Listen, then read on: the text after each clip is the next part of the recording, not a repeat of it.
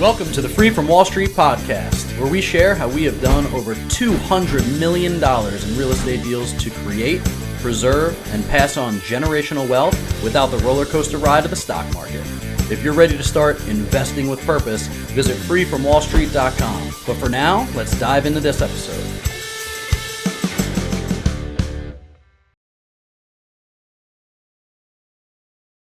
Welcome back to the Free from Wall Street podcast. My name is Steven. I am your host. Today we're talking about dead deals. So you got to underwrite a ton of deal flow to make sure that you're picking the right ones. We see deals every day. We have, looks like we're going to be closing on a pretty significant $70 million project here in Orlando soon that we're going to participate in. It's not entirely our deal. We're just participating on the fund level. And we just lost a $60 million deal that we had under contract. So interest rates are ratcheting up, right? Debt terms are coming in, significantly lower leverage with higher rates. So that affects what we can pay. Clearly, there's a correlation between rising interest rates and rising cap rates, which means values are going down. So when you look at the value across the entire portfolio, right? Luckily, we're based on cash flow, but if we were to sell some of our projects today versus, let's say, a year ago, it would fetch lower numbers. And that's what happens in this interest rate volatility type environment that we're in right now. So, how are we hedging against that? It's strictly a virtue of underwriting. So the deals that are coming in, one, we're not doing deals that have significant bridge debt, meaning, if you're taking a 2-year loan out at interest-only rates so that you can do construction and then stabilize the property, that could be a problem because you don't know exactly where to underwrite. So in the beginning of 2022, the Fed said that rates would land right around 1%, up from just about 0% at the beginning of the year.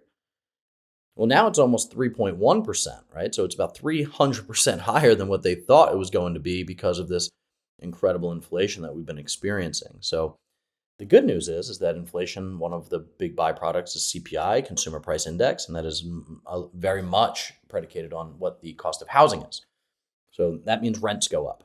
So for all your renters out there, you're going to see rents continue to ratchet with inflation. That's why we say multifamily investing is a hedge against inflation.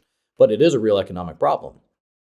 So the Fed is now ratcheting up rates faster than it ever has before. If you just Google rate hike 2022, you'll see all kinds of articles about how fast this has happened. It's never happened this fast before, meaning in all of the economic downturns in the past, even though, quote, we are not in a recession, end quote, which is laughable. We've never seen this fast and this aggressive of rate hikes from the Fed. Why are they doing that? I mean, Secretary Powell just said that if inflation continues at this rate, and I mean, they've done almost 3% rate hikes, and they're expecting, it's October 19th, they expect another 0.75 point interest rate hike in November. Because they're concerned that if inflation continues at this rate, it will become, quote, the economic status of the United States, meaning that is going to be entrenched into the economy. So it's just impossible to keep up with, right?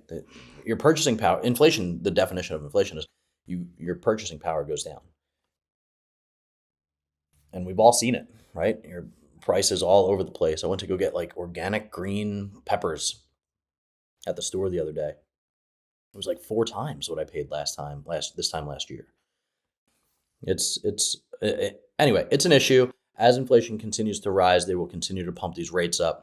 And, at some point, you're going to have this other issue where the Fed is now going to have to pay interest, and we can barely pay our interest on the debt that we have in this country right now. So eventually they'll have to pull it back, not because they want to tame inflation or they have tamed inflation, but because the debt load cannot be supported by the new interest rates. So we're paying interest-only loans on trillions of dollars. And if that's tripled in the past year, and we can't make our debt payments and debt obligations now. So anyway, you don't need me to throw a bunch of fear at you guys. I'm not trying to do that. Basically, we know that the economy is volatile right now. We know that there are some real issues. They are going to continue, frankly, for a while. But in terms of how do you invest, right? I mean, so we've talked about this before. The Dow Jones is down 20%, NASDAQ is down 30% year to date. So that's, on the last 10 and a half months, that's where it's at. And, if you do the math, if you lose 25%, or I'm sorry, if you lose 20% of your portfolio, you need to gain 25% just to get back to even.